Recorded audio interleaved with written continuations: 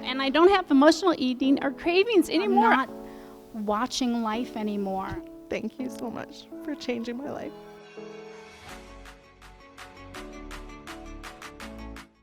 Why can't I get motivated to exercise?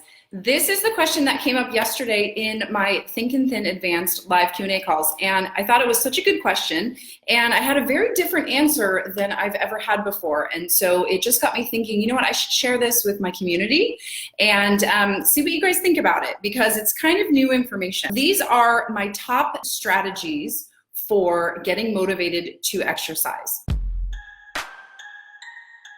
The first thing that I want to say about exercising is, especially in my community, because we're tappers and because I teach tapping, one of the biggest problems that stops us from going to exercise is the fact that we say, well, because I'm not motivated, I need to tap on it. Oh, I must need to tap on that. You're going to start hearing me talk about this more, because I think sometimes having that attitude can actually sabotage our efforts as tappers.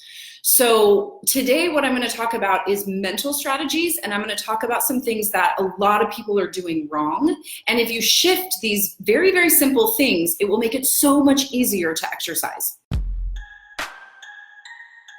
The second thing is that your motivation to exercise cannot come from weight loss. What I mean by this is the reason that you're exercising can't be so that you can lose weight. We know that that's going to be a byproduct eventually, but that can't be your main motivation for exercising. Your main motivation, the way to shift this is to focus on improving. The reason that you can't have the attitude of, I need to exercise to lose weight, is because your body actually doesn't want to lose anything. So you will sabotage and you will fight yourself, and your body and your brain won't let you go to the gym if you're doing it to lose weight. And then once you're there, you're gonna be beating yourself up and going, oh, I have to do this to lose weight because I'm fat, and blah, blah, and it's gonna be this like constant mental dialogue that's not positive. Compete against yourself. So focus on getting stronger if you're lifting weights. I love to lift weights, and so that's what I focus on. More flexible if you're a yogi and you wanna start doing yoga. Even if it's just walking, whatever it is, start with 5 minutes a day and focus on, maybe the next week you get to 7 minutes. All right, so the trick here, I've read a lot about this, I've researched this, I've studied this a lot over the last year, habits and habit forming and how we form habits as humans. The key is to start small and be consistent with it. Keep sticking to it, which is, I think a lot of us, especially as women, we give ourselves too big of a commitment. We give ourselves, I'm going to work out 5 days a week. 5 days a week might not be realistic. And so when you don't exercise 5 days a week, and that's the amount of time you said you were going to exercise, you end up feeling bad about yourself and you feel defeated. So rather than feeling motivated to exercise, you feel defeated because you feel like you're not doing a good job. So it's much better, and this is so counterintuitive. When you do this, it'll be really awkward when you first get started, because you know that walking for just 5 minutes a day probably isn't going to change your body. And it's true, that's not going to change your body overnight. What will change your body is the consistency of showing up every single day, or those 3 days a week. I only go to the gym 3 days a week. I work out 3 days a week. I walk on other days, but I only do that if I feel motivated and inspired. If I don't, the only rule that I have given myself is that I show up 3 days a week and I work out my hardest. Now, that used to just be 2 days a week. So, and again, this wasn't about, I wasn't in the mentality of I'm going to go to the gym, I'm going to work out so that I can lose weight. It was, I want to change my body. I want to be the type of person who goes to the gym. You have to decide who you want to be. That's the most important part when you are deciding to exercise. You have to decide that I want to be a healthy person. I want to be a fit person. I want to be the type of person that does X every single day. Another part that I want to talk about with this, and it came up yesterday in the Q&A video, is habits. So exercising is basically, if you're not already doing it consistently, it's basically like building a new habit. And again, like I said, I've researched habits over the last year, and the research it's astounding.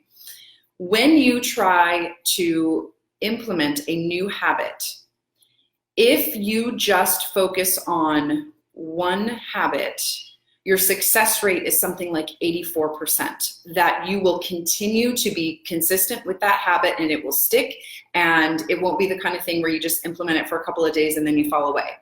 If you try to implement just 2 habits at the same time, your success rate drops to something like 4%.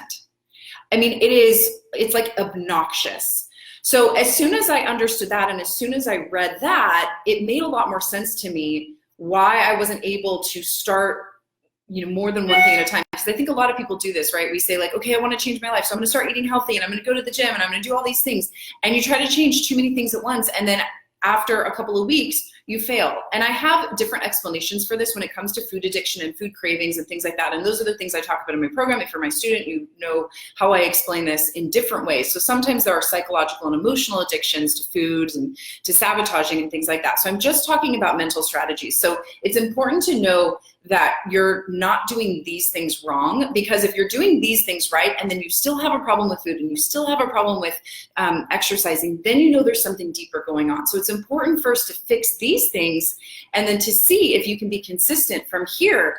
And then from here, if you can't, there's a deeper issue that we need to address with tapping and some of the other therapies that we use. So if you are trying to implement more than one thing at a time, or if you're in, the women that are in the advanced program, they are going through massive changes. It's like surgery for your brain. And so a lot of times in that program, I tell women, actually most times, 100% of the time, I say, don't even focus on your weight or trying to lose weight or anything like that, because right now we're just focusing on the mental and the emotional stuff, and there's really no room for anything else. So 100 times, 100% of the time, if women try to focus on the techniques and clearing and the work that we do in that program, and they try to eat healthy and lose weight at the same time, they always end up sabotaging themselves because there's just too much stuff going on, okay? So take a look at your life and take a look at the things that you're trying to change and make sure that you just focus on one thing at a time. And then when that one thing is solid and you're doing it and you don't have to think about it and it's something that you just love and you get up every day and it's just part of who you are, then you can think about implementing another thing. Well, if you want more of these videos, tell me what you want me to teach you about, because I have a huge list, but if it's not what you guys want to hear, if it's not something you want to learn about, then obviously I won't teach it. So just tell me, what are the things you're struggling with? What are the things you want some help with? Leave me a comment, and then I'll know what to do for this next. All right, the other thing that really helps me get motivated to exercise is I play on some of my my insecurities, okay? So some of my insecurities. So I grew up with parents that were very much into achieving and getting things done and being the best. And so while I am grateful in a lot of ways to have that parenting style, it has also made me very hard on myself. And so these are things that I've tapped through. But because I know that I have this personality where the little girl in me wants to please my parents, I tend to pick gym partners that are more motivated than I am. And I know that their psychology is that they're going to be disappointed if I don't show up.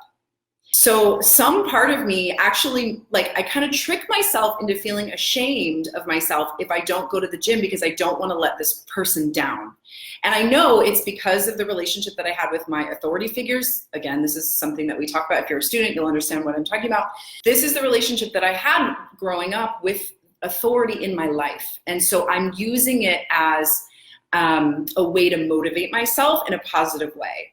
And so you can kind of take a look at that and go, even though my motivation is coming from shame and not wanting to let this other person down, it's actually a healthy motivation and it's a healthy shame, if that makes sense. Telling you this so that you can look at your own life and see, what your personality is. And again, for me, it's always going to the gym with somebody that's more motivated than I am. I know that if I don't show up, they're going to be there anyway. And so, if that's a strategy that works for you, or, maybe it's just hey, it's with a really fun girlfriend, and that every time you go to the gym with this girlfriend or go exercise with this girlfriend, that you're going to have a lot of fun with them. Another way that I've gotten myself motivated to exercise is I was doing walks on the beach. I just moved to LA, to Santa Monica at the time, and I love to listen to podcasts and walk on the beach. So that was my thing. So like every day I would pick a different podcast, or like I had my favorite podcaster and I was listening and I was learning. And that's the space that I was in for a period of time. Then, and I think this is another thing that screws people up, is I started calling my friends that were on the East Coast. So East Coast is awake 3 hours before me. My sister's over there. A whole bunch of my friends live in New York. And so I used that as an opportunity to catch up with them and to walk along the beach and talk to them.